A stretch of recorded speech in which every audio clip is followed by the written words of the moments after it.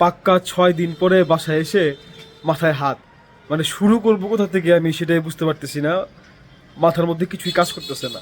দেখেন কি অবস্থা। এইটা হচ্ছে কালো রঙের টমেটো, হ্যাঁ, একটা কালো রঙের টমেটো, একদম কালো কুচকুচে। আর এটা হচ্ছে একটা ভালো একটা জাত, এটা অস্ট্রেলিয়ান জাত নাকি জানি জাত বলে, বড় বড় লাল টমেটো।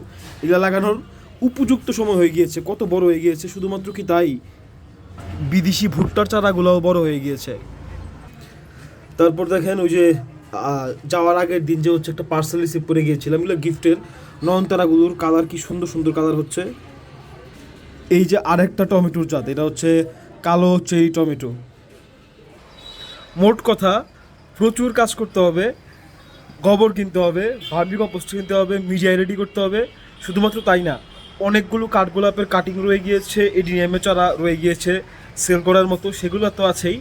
আর ছাদে তো যাই নাই, আল্লাহ জানে কি অবস্থা।